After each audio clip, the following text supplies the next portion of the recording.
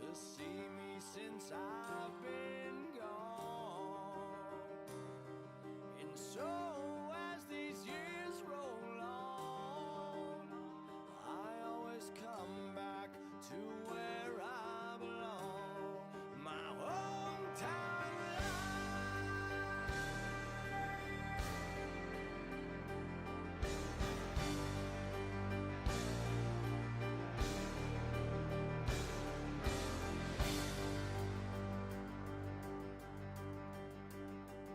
And have you noticed every way I've changed? 'Cause to me you simply stayed the same. But every time I walk away, you leave a little piece of you inside of me. It made me who I am today. My hometown life, its spirits inside. My hometown's alive and filled with the light unfaded that I created. My hometown's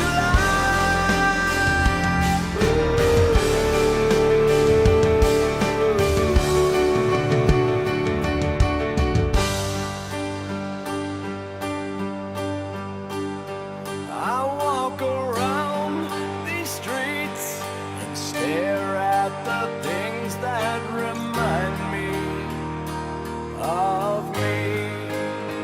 I take it all inside and breathe in the air that's so unclean, yet keeps me alive.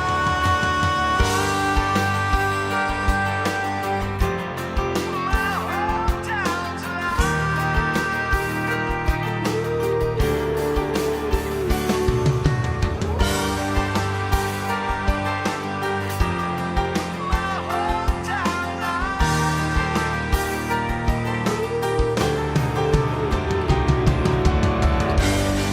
my hometown life, its spirits inside. My hometown's alive and filled with the light unfaded that I created. My hometown's alive. My hometown life. My hometown life. My hometown's alive. My hometown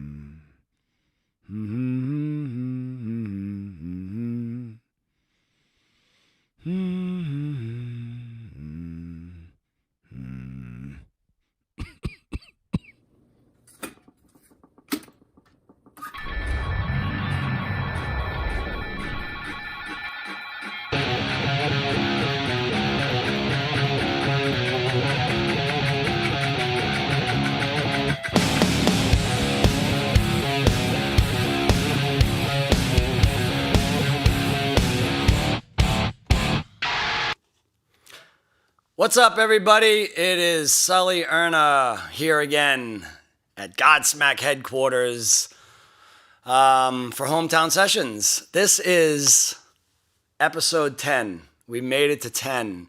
10 whole freaking episodes. I don't know how I've pulled this off in such a short amount of time, but yeah, I'm feeling like it's like our 100th episode, but it's 10. Anyways, hope everybody out there is doing good. I hope you guys are healthy and safe and getting through all this COVID bullshit that we seem to don't know what's really going on in this country because I think the government lies to us, basically. So I don't know which rabbit hole to go down anymore. That's the problem with this. I've tried to make it now non-political. I'm trying to be bipartisan in a way where, like, it doesn't matter if I'm a Democrat, Republican, and it shouldn't matter for you guys either, because what really matters is there's a nasty virus out there, and I haven't seen my kid a whole lot because of it. And I'm sure everyone else in the country is going through similar things, along with losing money, trying to feed their families and everything else. And so, you know, the least the government could do, the politicians, the political crap that goes on in this country, is just please, everybody, try to like have a neutral opinion for the most part, because what we should be right now is Americans, and remember that our freedom is at stake here, and remember that we need to fix this thing, but we also need to get our economy back up. We need to do both. And how we're going to do that, I have no idea. We count on our government to protect us and all that stuff. But at the same time, I'm not really sure they tell us the entire truth, so nobody really knows what truth to believe. But yet everyone fights over their political view on this thing, when it should be more about, like, let's just try to regain our country, be strong again, get our economy booming, get rid of this nasty bacterial bullshit, and, you know, and then they can fight about politics later, right? I think so.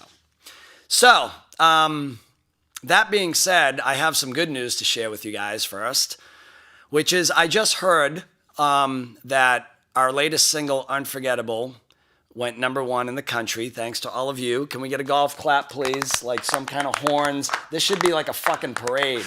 You know what I mean? Is my crew, are they doing anything? Let me hear what's going on here. Is there like fucking, you should have confetti and, yeah, that kind of shit. So I just want to say thank you to all you guys out there, guys, girls, moms, dads, kids, grandparents, aunt and uncles.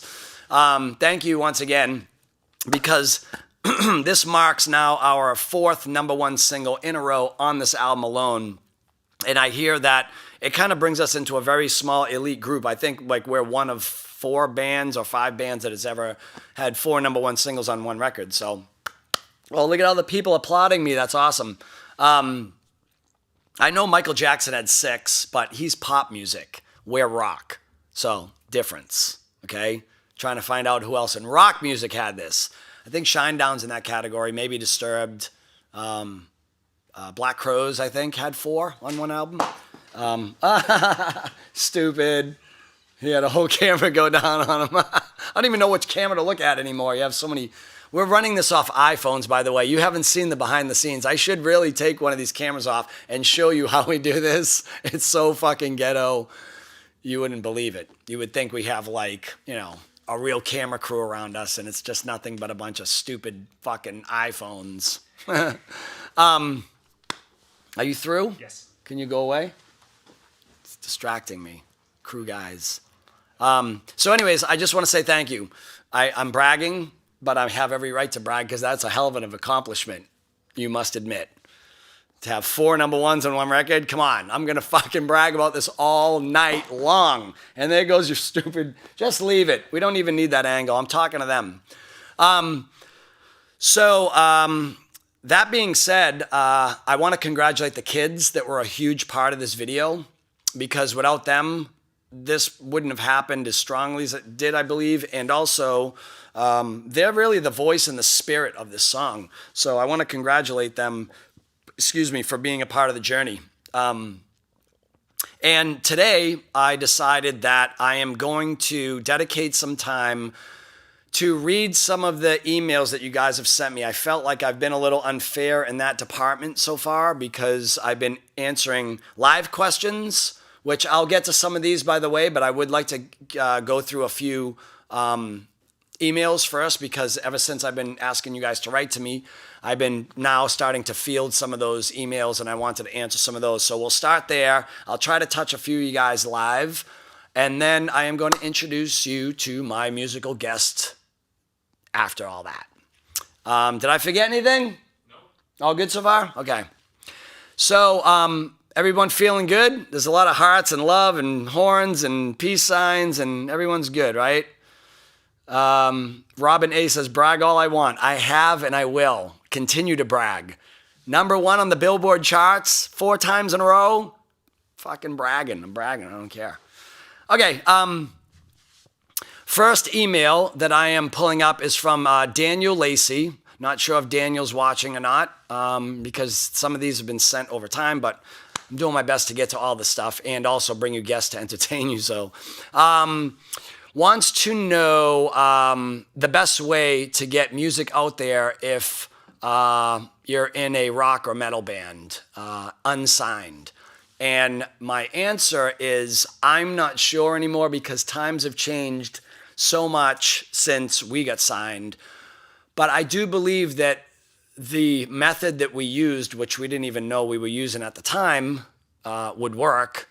I still believe could work today, which is, and by the way, you have an advantage on top of this option, which is the internet and, being able to put your stuff online and click a button and you could get from, Boston to Egypt in a matter of seconds. So use that as well as tools in your toolbox. But my suggestion is also play live, right? I mean, I know with times right now it's a little bit fucked up, but play live as much as you can when this ramps up again, because live exposure and live experience is really what not only will tune you up, but you'll attract an audience. And what we would do is we focused on a 60-mile radius around Boston, and we just kept beating it up and beating it up and beating it up, because all those little pubs and bars or whatever within a 60-mile circle, it takes you a few months or so, half a year to get back around to number 1 again. So there could be, 20, 30 different places that you play over 6 months. Just keep making laps and keep making as much noise as you can. It's a slow start, but once you make enough noise in one area, focus on an isolated area like that, then you will attract the attention of record labels and the corporate, the industry. So that's my suggestion. Focus on a small area and beat it up until you're selling out every little 100-seat, 200-seat club that you can, no matter when you play. And also use the internet as, a tool to get your stuff out there. Okay, so I'm just reading these off my computer. Otherwise, I wish I had the papers because then I could just do the cool flying around, throwing shit. My signature thing. All right, next question. Owl Guitarist 93. The email is from D.Diamond15. I don't know. The name is Owl Guitarist 93. Your question is, he wants to know about the mindset I was in when I was working on the second record, the Awake record, because it has a darker gothic feel, and wanted to know what I was going through in writing with these kind of emotions. The album defined my taste in music, and it will always be special to me. Thank you for 20 years of badass music. Oh, cool. So, yeah, the Awake record, so here's how this went in a nutshell. Band works our ass off for 3 years, playing the local scenes, grinding. Again, 60-mile radius. We get to the point where we're really known. We're selling, 20,000 CDs on our own out of this area through SoundScan, which used to be SoundScan at one point. We don't see that too much anymore because it's all digital download. We attracted the record labels because they were watching their own bands on SoundScan and how many records they were selling in certain areas. So long story short, we get a record deal and we're on the road for years on the first record, just kind of gaining audiences around the country. And then, 2-3 years into it or whatever it was time to do another record.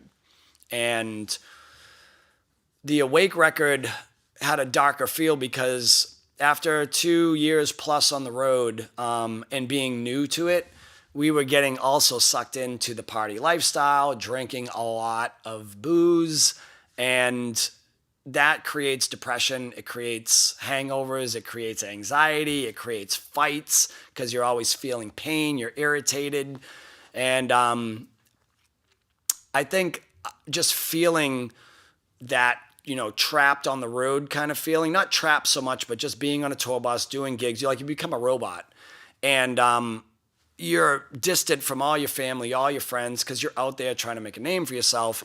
And I think that all led me to like some really dark, edgy places in the lifestyle of becoming a rock star and drinking and all that stuff. And so it doesn't surprise me that that record has a very dark, gothic, kind of moody, edge to it.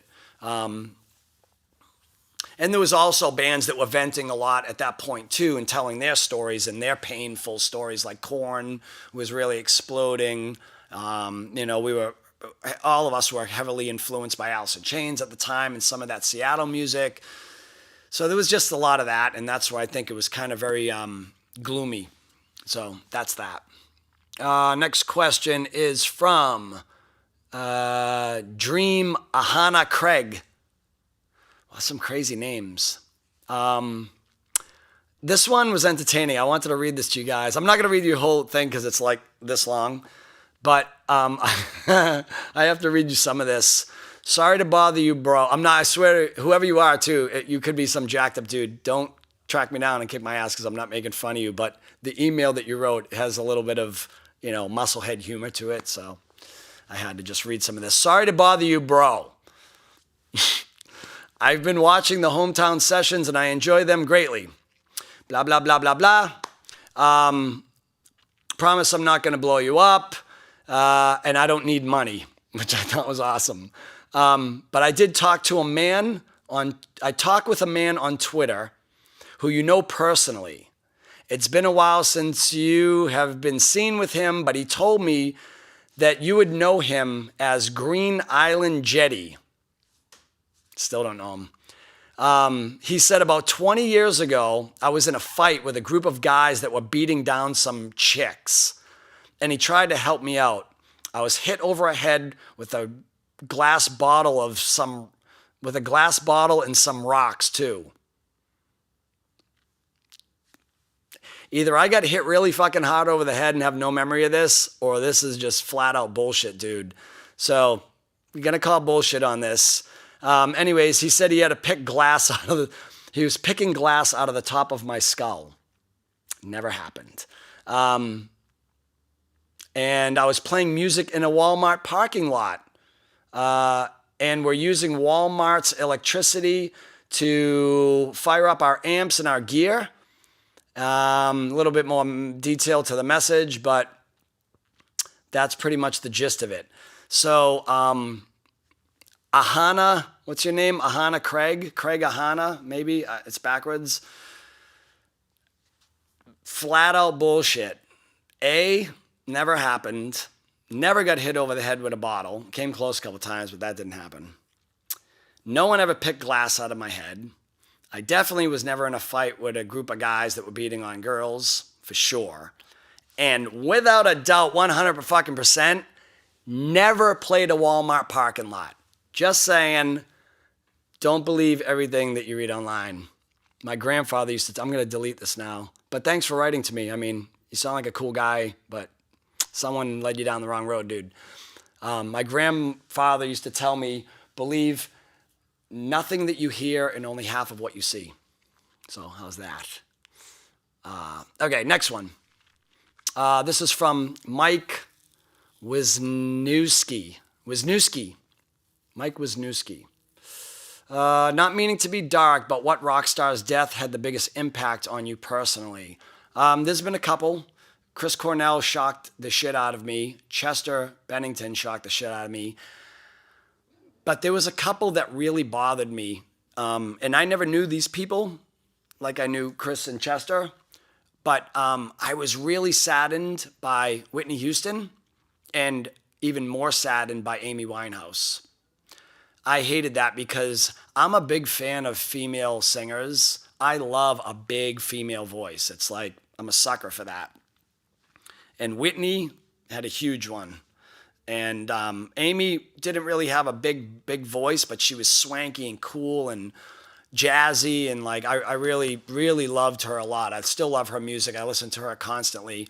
But man, what a waste. Whitney Houston was just a flat out waste, and I hate that. So that one had a pretty big impact on me. And Michael Jackson. I love Michael Jackson. I know most of you wouldn't have thought that because I'm such a rocker guy. But rock is probably the music I listen to the least when I'm off and not touring. I listen to a lot of jazz and blues and old kind of classic stuff. Ray Charles, Elton John, that kind of stuff. But man, Michael Jackson was really, when it came to the art, I don't know, people have different opinions about him later in his life and hearing about things he did or may have not done. But as far as artistry and him being like an entertainer, genius. Guy was brilliant. Invented a lot of amazing dance moves that people are still trying to emulate today and or imitate. And he was amazing. And that one sucked too. I hated hearing that one. Someone just asked me about a Clint Lowry collaboration.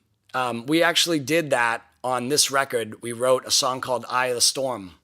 That opening riff is Clint Lowry's riff. So that happened. But I still want to do a side project with him because I love that dude. So, all right, next question. Let's see. Michael O'Donnell asked me if there will ever be a vinyl pressing for their record, The Oracle. That's our fifth one. 1, 2, 3, 4, 5. Album 5. I'm not sure, but I would love to get vinyl for every single record that we did because I am a huge fan of vinyl. I have a huge collection of vinyl. And my friends come over and we listen to vinyl records and we have a beer and we just kind of regress back to our childhoods, and it's awesome. And we love listening to records on vinyl. And I suggest if you guys haven't done that, you should just maybe try it. You may not love it if you didn't grow up with it. But there's something cool about a good stereo and putting a record on, a favorite band that you like on vinyl. It's just super warm and it sounds way better, especially for the older stuff. So my answer to you is I'm going to try to get all of our records done on vinyl at some point. I know the first record came out on vinyl. Horsepower came out on vinyl. Legends Rise, there's a vinyl pressing. I don't know which other ones. I'll have to check, but I'll see. I'm looking back there because all those drum heads, it goes across all. Can I show them? You don't care, right? I'm gonna take this camera and I'm going to just turn it so they can go like this and see. La la la la la. See all those drum heads? That's all the records. We had them all done on bass drum heads. And why don't you fix that? And I'm gonna go back to talking to my fans. I don't know where it went. I don't care. Okay. La la la la la la la. Okay, no questions right now. We're gonna go through some more of these emails. Okay, Don wants to know, which one is this? Where's the question? I read this already. Wants to know what my pendant on my necklace is, and am I willing to share the meaning? It's nothing crazy. It's just my zodiac sign, Aquarius. I'm a water sign. The water bearer. Right? Is it water or air sign? I don't know. Air sign. Should know that stuff. Is there another question here? I think there is. Oh, she wants to know also, because there was talk about, this is actually a really good question to answer. There was a lot of talk about whether we were going to do something for our 20th year anniversary of the first record. And it never happened. And now we are on, she wants to know if there's going to be maybe like a possible 25th anniversary thing. The band still wants to do this, and it's just a matter of when. But we really wanted to get that record done, the Legends Rise record, so that we felt like if we did an anniversary tour and released Legends at the same time, we felt like it was going to distract people's focus from what we were really trying to promote, which is the Legends Rise record, and that's kind of why we called it off. So where are we now? 2020, right? So band was signed in 98, but we formed in 95. So this year is our 25th year anniversary of being a band. And we signed in 98. So in 3 more years, we would be celebrating 25 years of being a national or global band, I should say, since the first record came out. But I hear once you are a band for 25 years, you're eligible for the Rock and Roll Hall of Fame. So all you fans, write to them. Rock and Roll Hall of Fame. That would be amazing. We're too young for that. I wouldn't even feel right getting that if they even offered it to us. I feel like there's a lot of other bands that need to get in there before we do. But it would be killer. Okay, next question. Jonathan Watson wants to know. So this dude is a Christian member of the Church of Jesus Christ of Latter-day Saints. Mormon. He's a Mormon. And wanted to know about the 4 record, because when it came out, it hit him on a whole nother level. He says the spiritual lead overtones and messages throughout that album really hit me, especially in songs like Living in Sin, Shine Down, and Hollow. There's obviously a lot of faith lead overtones in those songs, particularly Christian-inspired ones. Even later when you did Eyes of a Child, there are those same Christian overtones, and those songs are particularly special to me. So he's wanting to know what led me to that spiritual direction on this record, and what was my inspiration and mindset in writing those songs, particularly what led me to take a different Christian direction. Okay, so Mr. Jonathan Watson, I am not a practicing Catholic. I'm not going to go deep into religion, because to me, religion is like politics, and there's really no winning that battle anyways. But as everyone should believe with religion, with spirituality, I don't like that any religion that forces direction on people. So even though I was raised as a Catholic, as I grew and I studied more and more, and I really researched a lot. I spent a lot of time in the Wiccan religion. I spent time studying Buddhism. I spent time looking at Native Americans. I wanted to just kind of see everybody's view on religion. And what I found was it's very similar in a lot of aspects, where most religions, are kind of like, hey, you know what? Go explore, do what makes you feel right, and wherever that home is, even if it's Christianity, and that's the way you want to go, and the ways of Jesus Christ and that kind of thing, then that's the way you should go, because that's what makes you feel safe and gives you faith and whatever. For me, I just kind of went neutral after a while. I'm a very spiritual person. I don't consider myself a religious person, but I am very spiritual. I believe in karma. I believe in the universe. I believe there is a higher power that watches over all of us and that kind of guides us. I think that we are in control of a lot of our destiny, but I do think some stuff is out of our hands. And ultimately, what I believe is no one on this earth is qualified to really tell us what happens or doesn't happen once we die, because no one's ever died and came back to life and said this is exactly what happens, except for the Bible with Jesus, but we haven't seen that dude, and it's been 2,000 years, and so I have some concerns about being too, follow the Bible as a true story more than follow the Bible as guidelines along the way to just help us be good people, because all the religions follow the same concept, where it's like, don't kill, don't cheat, don't steal, don't be a bad person, love thy neighbor, those kind of things. That's like their guidelines, and that's what I really believe. So that being said, someone just said I'm a recovering Catholic. That's awesome. But anyways, yeah, so that's what I believe. And that record wasn't intended to have a Christian feel to it. It was just, but I see the religious overtones in it, and I totally know where you're coming from. And I was going through, you talk about the Awake album going through a bad time. The 4 record was the worst time, one of the worst times in my life, and one of the worst times for the band. The band was brawling. We weren't talking to each other. They were starting side projects. I went and did my own thing. It was a mess. We were really, really in bad shape, and I was going through some crazy personal stuff and almost wasn't even able to write that record. But that song, Living in Sin, came about, And that set the tone for me. And then I had content to write about, and that snowballed for me and gave me the rest of the content on the things I wanted to vent and get out. But Christian, no. Next one is from Miranda Flesher. She has a question for me about her 13-year-old daughter, plays the saxophone alto, and loves to sing. What's the best advice to give her for the anxiety of being in front of people? Really good question. So what I learned along the way, for you to tell your daughter, Miranda, unless she's watching, is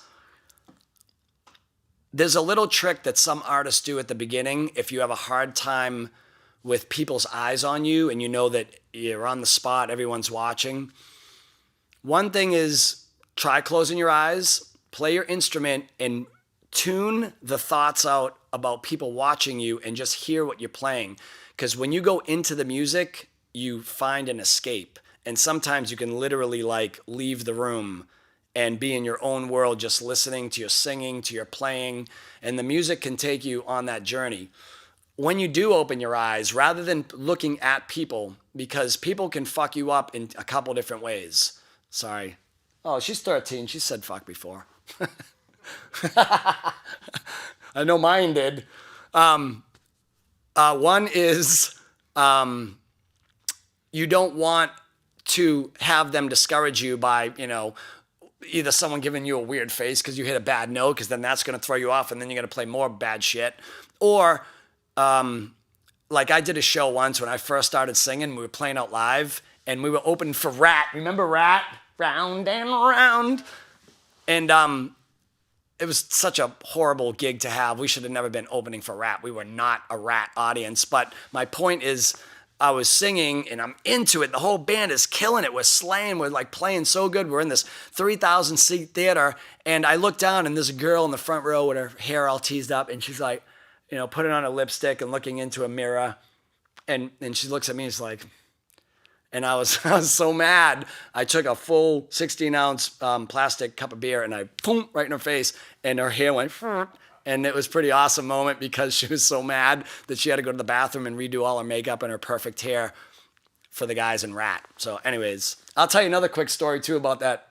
That was a funny, because at one point the band's playing and I could have swore I started hearing the crowd, and we weren't really known then. I heard the crowd chanting, God, smack, God, smack, God, smack. And I'm going, holy shit, they're like into it. And we're playing. But as the chant got louder and I heard them get clearer, it wasn't God, smack. It was Rat, Rat, Rat, Rat. They were chanting fucking Rat. I was so mad. Anyways, that bitch will never fucking... Oh, that's what she did. She flipped me off. She gave me the and then she looked at me and she's like she could care less about our band. And then the bear went in the face and how you doing? So anyways, my point to this was for your daughter. So here's the trick. Don't look at people after you drift and you do your thing and your eyes are closed. Get into your music. Don't pay attention to anything but hearing your instrument. And if the eyes do open, the trick is look right over the top of the heads. Don't look at people's eyes. Don't look into their face. But if you glare over the top of their heads and find a point on the back wall to stare at while you're playing, you could still zone out with your eyes open. And to the audience, it can look like you're looking at them and being attentive, but you're not getting the reactions of people, good or bad, because really, a good reaction can get you too hyper and make you play bad, and a bad reaction can make you get kind of bummed out and make you play bad. So that's my advice. Don't look at people's face. Look over the top of their head and stare at something in the back of the room. Okay, let's say. And let's go through a couple more, and then I'll try to get to a couple of live questions. Kathy Mullen. I'm going to go with Mullen. Kathy Mullen wants to know, you're a frontline worker. And any advice for all of you guys taking care of these COVID patients? Well, I'm not sure I'm qualified to give you advice, but I will say thank you very much for your services, because you guys are truly the hidden heroes behind this whole thing. And whether the government's up to some political nonsense bullshit or whatever this may be, I do know that like you guys are one of the victims of this thing and you've been thrown into it. And so I really feel for you guys. And I guess the biggest advice I could give you that I've learned through some people that are really amazing, experienced therapists and all that, is to make sure, even if it means getting up an hour earlier every day, take an hour to yourself and just clear the head. Make sure you do something for yourself, because the rest of your day is catering to everyone else that's sick. So, man, I got to tell you, Kathy, it's a tough one, but my advice is just make sure you carve out a little bit of time for yourself at the end of the day or the beginning of the day before it starts, because we know what the rest of your day looks like, and we really appreciate you being in the trenches on this thing with us and trying to make a difference and saving these lives. So let's see. Bridget Huber or Huber, Huber, Bridget Huber. No, it can't be Huber because there would be two B's. Okay. She wants to know, let's see. When collaborating or writing a song with band members, how do you come to an agreement on what stays and what goes? Has something you've written for one song become another song idea, lyric, or chord entirely? Okay, so I just write music. As you all know, I have a solo band that I work with as well, but I stopped going, today I'm going to write for the solo band, tomorrow I'm going to write for Godsmack. What I do is I just come in and I write. And I just let the guitar or the drums or the vocals take me wherever they're going to take me, and then I will label it, because I'll be able to identify fairly quickly on whether that's a solo song or a Godsmack song. And I have two different folders, and I usually try to finish the song regardless, whether it's a piano ballad or whether it's like a nasty riff, and then I'll put it in one folder or the other and sort through it later. But there's been plenty of times where it started off as one thing and became another thing. As a matter of fact, one of the songs on this record, Under Your Scars, was written acoustically. And then I played it on the piano, and it took on a whole new feel, and that's when I knew we were going in that direction. So let's see. Next question. Timothy Blair wants to know, what do you want to know?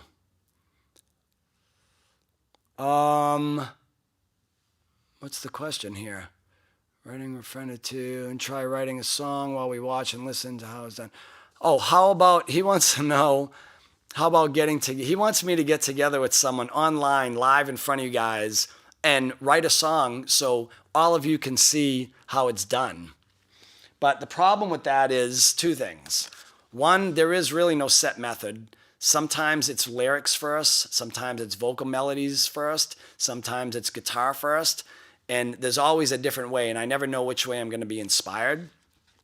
But more importantly, if we did that, who's to say you guys aren't recording this shit, and then you go and copyright the song before I copyright it, and then you own the fucking song? So that's never going to happen. That's why we don't show us recording live before the record's out. Little snippets maybe, but if we show you the song before it's protected, a lot of sneaky people out there, not going to happen. No artist will do that unless it's already written and they just cheated it and made it so it's really not live because the song's already copywritten. Okay. Let's see. Timothy Blair, bye-bye. All right. Oh, we're almost there. I almost got through a bunch that I put aside.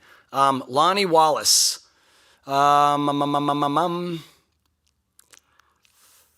Wants to know if we will do a acoustic tour again. We haven't done one since 0304.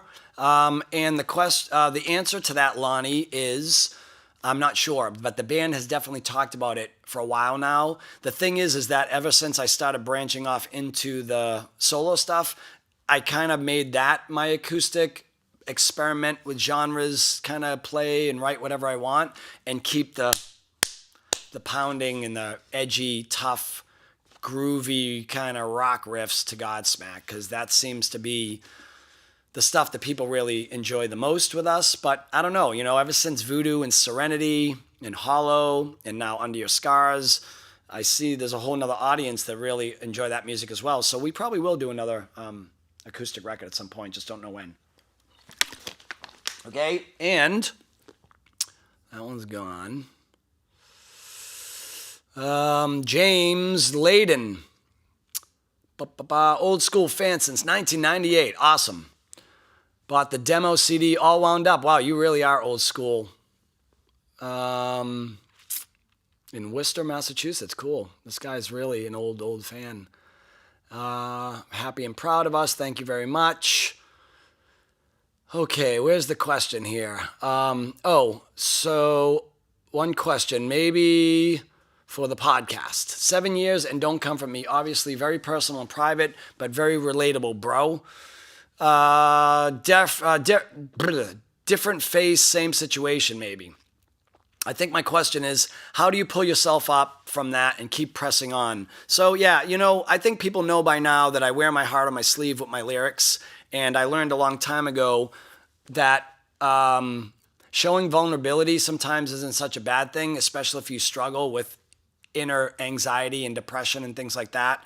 For me, I think it saved a lot of my life when I learned how to vent my emotions through music. So I never write about anything that hasn't affected me on an emotional level. But the way I pick myself up, for me, is through music, through friends, through my support team, my family, the people that love and care about me. And I always remember one thing. When I was studying different stuff with the Native Americans, they said one of their sayings that I never forgot, and it's just their way of saying it. A lot of different spiritualities have their own way of saying this, but it's pretty simple. This too shall pass. And I never forgot that, because everything we do in our life is just a small little moment in the big picture. And then the big picture goes by like that. So whenever you're in a moment, whenever you're dark, whenever something's going on, you get your heart broken, you lost your job, you go through a divorce, you're some kind of health issue going on. If you get your mind to control your body, much better than the body controlling the mind, because the body will always be tired and will always give up. So the mind has to control the body. And if you always let yourself know that this too will pass, then I really believe you can get through just about anything. So it's a little Sully wisdom for you there. Don't call me Gandhi yet, but just know that I care. All right, almost there. No, wait, where am I going here? Oh, this is Jim Cox. COX. How was I introduced to boxing? So, cool story. Back in 2000, we were on the second leg of the Ozfest, second year in a row.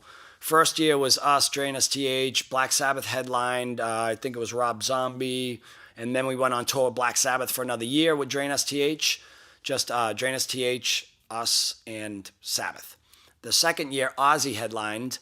Or maybe it was vice versa. I can't remember. But no, that was right. And then the second year, Ozzy headlined. And Pantera was direct support.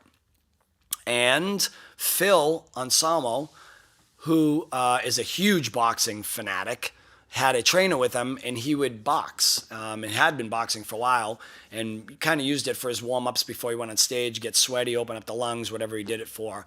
His trainer was Mad Max Hammer. And Max, if you see these, if you're out there somewhere or someone knows you, get in touch with me, man, because I haven't seen you in a long time and I miss you. And this guy introduced me to the world of boxing. Phil and Mad Max Hammer, who was an ex-pro boxer in the 80s, and he brought me into it and put gloves on for the first time with him and had started training me. And then after that, Pantera wasn't touring for a while, so Max came on the road and became my trainer. And then from there, I just went through several different trainers, and I've trained all over the country with a bunch of different boxers, all over the world, actually. I trained with a guy in Ukraine. I trained with some of Freddie Roach's guys at Wildcard Boxing. My trainer here, his name is Julio Pena, who's amazing. Maybe one of the best boxing coaches I've ever worked with. Amazing kickboxer as well. And you can look him up.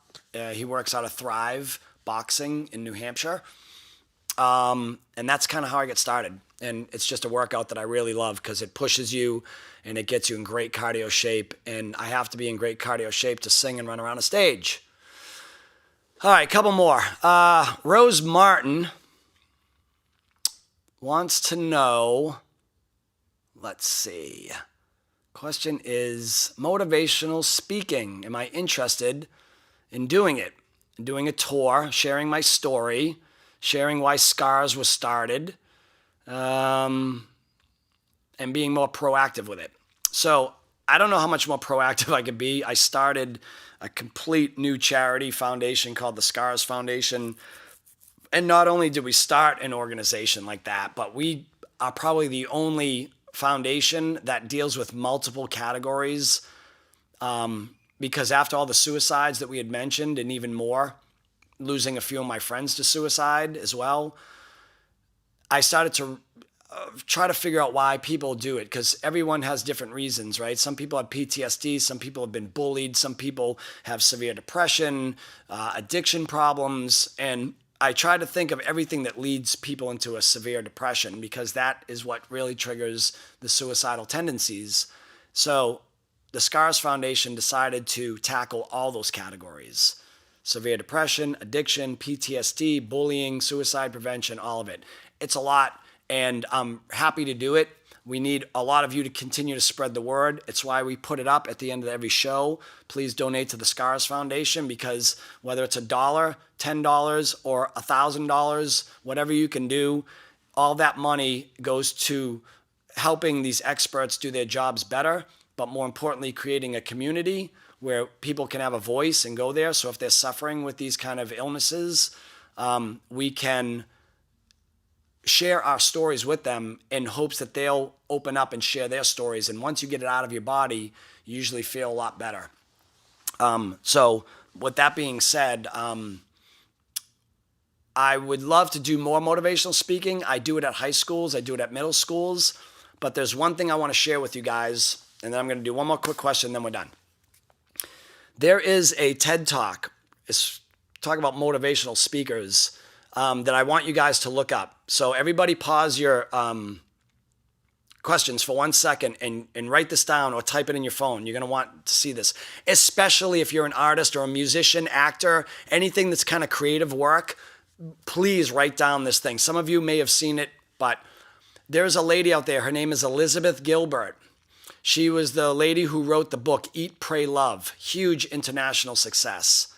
And she does a motivational speech on a TED Talk. So YouTube Elizabeth Gilbert, your creative, elusive genius, right? Or is it the other way? Opposite. Creative. What? Elusive creative. Your elusive creative genius. Elizabeth Gilbert, put it up on the screen. You got it up there? Elizabeth Gilbert's TED Talk. YouTube it. It's only about 15, 20 minutes long. If you are an artist of any kind, or you struggle with writer's block or anything to do with painting, to do with, something that you create from inside, watch this. It will help you take the pressure off of you trying to be your own genius and having all these expectations, because sometimes that can funnel us down into depression, not knowing if we're ever going to be as good as we were on our last record or our last movie or whatever it is we've done. So make sure that you watch that. I promise you won't be disappointed. She's amazing, and the way it ends is just killer. At first, just listen to her because you're not going to know where she's going, but then it takes a turn and it starts to click, and it's brilliant. So check it out. All right, one more and then we're going to go. So let's see. That was Rose Martin. Thank you for that question. And oh yeah, I put this one aside. So this is a lady named Donna Palmer. And she didn't really have a question, but she sent me a video of her kids and them reacting to Under Your Scars. And then after after this, we should probably bring on our guest, right? I mean, we're getting to that point. So before I go and get the guest, I want to play you guys this video of Donna Palmer's. Hold on, it's her granddaughters singing "Under Your Scars." Check this out. The stars align. Under your stars I pray. You're like a shooting star away. Everything that feels like homecoming, yeah. That is exactly why I do this for a living, man. It's those kind of moments that keep me going every single day. So thank you for sending me that video, and keep writing to me, you guys. I'm doing my best to get through all of these letters and also answer your comments live. But just keep them coming, and I'm going to continue to sift through them and try to bring out the most important ones. And if I don't answer your specific letter, it's because maybe I have in some other letters or questions that people have asked. So just stay tuned, and I'm sure I'll try to get to every at least category and topic. But right now, I have a little surprise for you guys. I want to bring in a really dear friend of mine. As you know, this show has really been about just me introducing you to all my friends along the way that I've met on this journey of music. And this dude is just a really cool guy, man. I met him in New York. One of the best rock singers I've ever met. It's been a pleasure to actually be able to do a collaboration with him on our acoustic EP called The Other Side. So let's bring on in my boy, John Costco. What's up, dude? What's going on, man? How are you? Been? Where are you at? I'm in New Jersey. Oh, but why are you in a bar? Aren't you sober now? This is my sober. No, this is my bass player's studio. Oh, cool. Yeah. Really? He's got a rad studio down here. Is that like in his house? It's in his house. We rehearse here. We record here. Shut up. That's He like a does video. full bar, dude. Yeah, it's That's a cool look. That's a man cave, man. Yeah, I'm gonna have to stretch out my bar a little bit and change it up, because that might trump mine a little. Although I can't see the rest of it, but it's. this one has some history to it. So if you go online to his website, yeah. Are you like in his basement? It's kind of his basement, but it's like a dungeon down here. It's pretty rad. I wish can could see show a you nice. around. You got a nice little clean slice going on, huh? Yeah, that's called quarantine. Did it myself. Shut up, did you? I was gonna ask you if you made it to a barber or if you like the quarantine got the best of you. All that shit's locked down, man. How's the baby? Everybody's great. Everybody's my son, great. yeah. One or Ryder, two now? river. Two? One? Two, yeah. Ryder Two, and right? river. Yep. How old? 3 and 6. Wow. Yeah. Oh, you have no idea what you're in for. You're in the most fun stages right now. Just wait. Oh, it's wait. fun. Both boys? Yeah. See, dude, you didn't get the curse of the rock star. You've been a don't nice envy guy you. your whole life. I don't envy you, man. And in case any of you want to know what the curse of the rock star is, so it's usually the man who is a player in his life and just like was kind of a womanizer at one point or whatever, seems to, when they have a child, eventually they end up with a girl because they go, oh, okay, you want to treat girls like that? Yeah. Now there you go.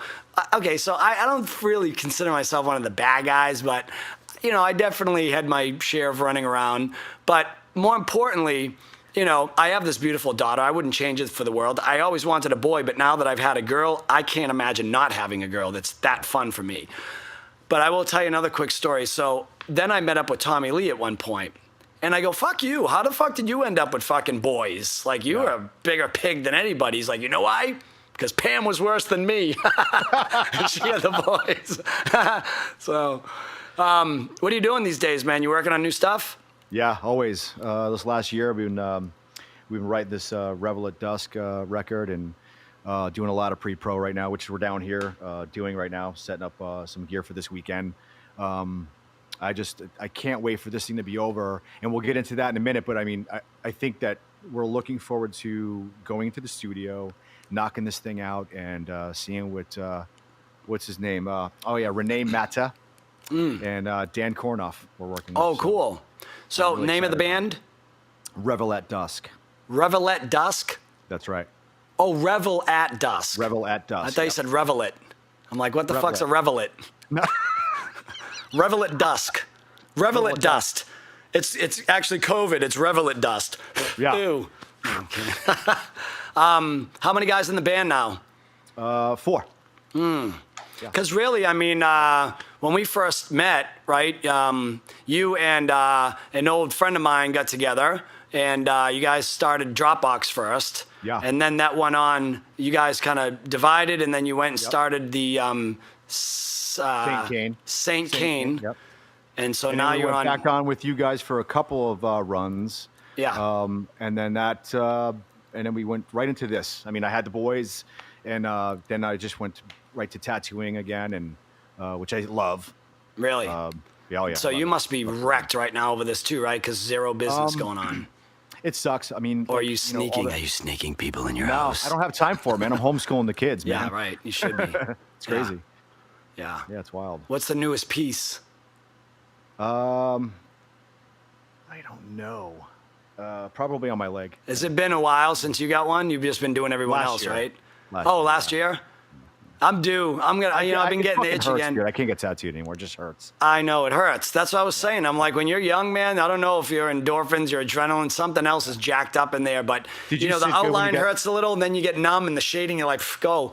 Did you and sit good when now you got everything's scoured? like, ow, ah. Ow, wow. Yeah, I when always- you got your I- chest done. Did it hurt? Did it suck Chest for you? wasn't that bad for me, actually.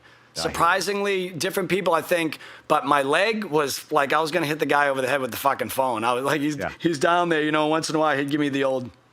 And I'm like sitting there with his corded old antique phone that he had in his shop. I'm like, just fucking hurry up because this isn't working out too well. We were wicked drug. I forget. I think it was in Wisconsin where we got these tattoos. Oh yeah, the Brothers for Life. Brothers for Life tattoos. But, Where's mine? I don't remember. I know. I can't find it Shit. anymore. What did I do? Oh, there it is. Yeah, there it is. There it is. I got mine filled in. I should have kept it open like you did yours, but anyways. So what's your plan, man? By the way, anybody watching this, if you guys are looking for new artists on your label or whatever, this dude is a badass, and you're gonna hear his stuff. Because what are you gonna do? You're gonna independently put it out on iTunes, or you're gonna try to shop a deal first? Like, what's the plan for the music? We're talking about all those things right now with Renee and seeing where he wants to take it. Cool, man. That's and he's awesome. a great guy. I mean, he's got I don't know a vision for it right now for us. So we're putting our trust into him and seeing where he wants to take it for us. Gotcha. Hey, so you're kind of like right in the trenches over there. You're in Jersey, right? Yeah. And so you guys were like hit pretty hard first with this whole thing. Is it Yeah, I still mean, kind of it's- ghost towny feeling, or what's up? A little bit. I mean, we're making do. I mean, this is another thing I wanted to talk to you about because I think that we're making do. We're really kind of transitioning into figuring out how to work alternatively through this. And a lot of people can't do it because of depression and anxiety. Yeah. All those things that you talk about and support and want to spread the word about. You know. Yeah. You know, and I suffer from it too. I've had anxiety all my life. Yeah. I don't really put it out there to the world that much, like I am right now. But for someone to acknowledge that makes you actually feel better. At Yeah. least. So. it's important what Yeah, you're totally, doing. man. As a matter of fact, Thursday I'm having Jim Wahlberg come on, and he's become really an expert in this whole addiction, trauma kind of thing. He's been working so much and trying to help, curb the whole opioid epidemic that's gone around this country and that kind of thing. And, we were talking a lot about that on, just needing to pass time stuff. Like when I was on the phone with him, I was like, the hardest thing right now is just continuing to be creative with passing time. Because that's really what we got to do is just get through the moments, because eventually this thing's going to go away. And I think it's going to be like SARS and everything else. It's going to kind of be, it's here, it's creating a mess, and it's going to be gone, Yeah. Well, I think it's great. Outlets are great. I mean, if you do martial arts, my drummer is a very fit martial artist, MMA fighter. And then we do music, obviously. So do crafts if you have to, just Totally. to get some creativity out there. Yeah, and by the way, I've been telling people too, don't be afraid to get out and walk and breathe the air and Walk, man. socialize. It doesn't mean you can't see or interact with people. Yeah. They're just asking us to be careful, be responsible for the elderly, for the people that have pre-medical conditions, the people that are more vulnerable to really have this thing screw them up or kill them. We want to be protective to those people, but there's a lot of people out there that are strong, healthy like us. You get it. You're probably going to blow through it in a week or two, whatever, and it's going to be gone. As a matter of fact, I think I already had this thing back in late February, and I'll tell you that story another time. But the point is, like, I was seeing a lady the other day. She's going down the road. She's in the car by herself, and she's got a mask on driving. I'm like, that's not what we're doing. Just to let you know. I know, man. I know. You're not going to get COVID from the dust that's come out of your vent. You know what I mean? But just because I know there's a lot of viewers that understand what you're doing with the Scars Foundation, you can find something to do to get past this, and it's that website that you provide that is going to help them. So that's really important what you're doing. Yeah, thank you. Yeah, we're doing our best to, and then once this world gets rolling again too, we want to be able to create as many events as we can so we can get out and do like 5K color runs and like, motorcycle runs and whatever it is to try to like provide more entertainment along with raising for Scars Foundation and stuff like that. But so I also want to say to the people that are watching right now that in case you don't understand why this gentleman is on with me right now and who he actually is, again, his name is John Costco. He's been one of my dear friends for a long time. But most importantly, a lot of people have been asking me to play some music. And so tonight, what is it, tonight? I have decided to actually play a song because my boy here and me back in, 2003, five? What? No, it had to been, okay, yeah, because we went rep- on, yes, it was, yeah, whatever. We Hawaii. we collaborated and did a song called Touché, and a lot of people have been asking us to, asking me to play the song, but I don't really feel good about just doing it by myself because it is actually a duet with this masculine man right here. So what do you think, John? Should we close the show and rip a song for them? You want to do it? I'm down. Let's do it. Let's do it. Hold on. I got a guitar right here, tuned up and everything. As a matter of fact, for You did it in the right key, though. I tuned it way up Awesome. because I know that you're a soprano. Oh, my goodness. What do you think? Should we rip one? Let's do it. You feeling good about it? I'm good. You go. All right, fans, this is for you. John, any last requests before we just murder ourselves here trying to hack through this thing? Request from you to do another song? No, just requests in general. No. Let's just keep focused on getting through this thing together. That Scars Foundation, I think, is a brilliant and important idea once again. And Revel at Dusk, see you at the other side. And let's play Touché. Yeah, man. Thanks for coming on, everybody. Check this out. Man. Yeah, here we go. All right. This is the sign of the cross or something.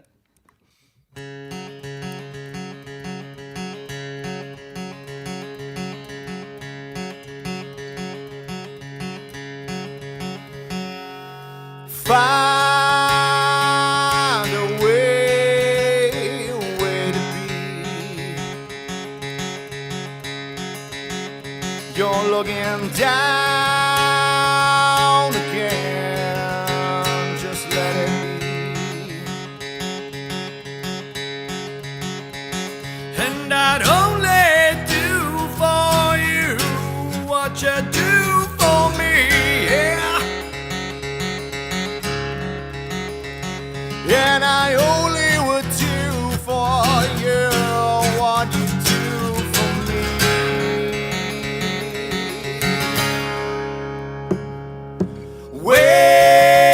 Wasting time like it was free. Will you ever find where you'll be?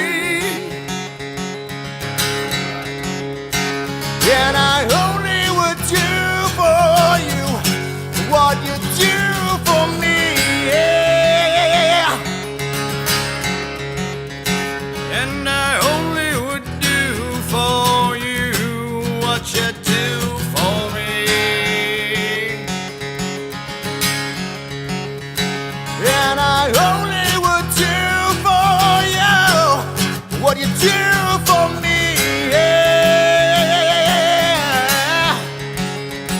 And I'd only do for you what you do for me.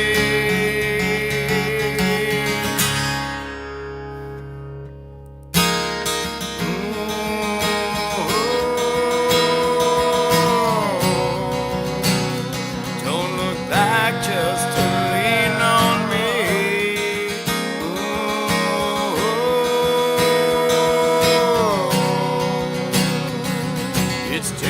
taking the life out of me. It's not like you know you've never been close enough.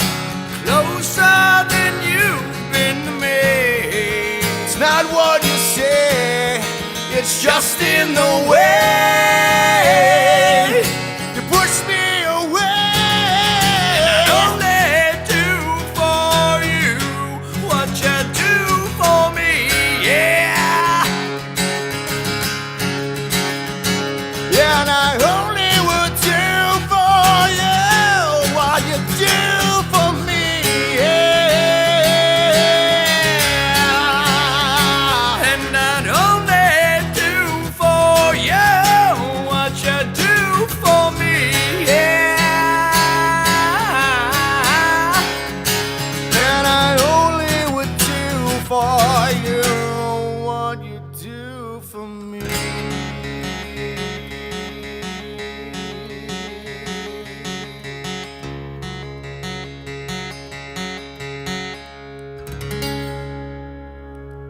Nice job, Costco. Thank you, sir. That's it, man. We got to roll. Time is out. We'll see you guys on Tuesday. Thursday? Maybe Thursday. We don't know. We'll be back, though. Tuesdays and Thursdays. That's all we know for now. See ya.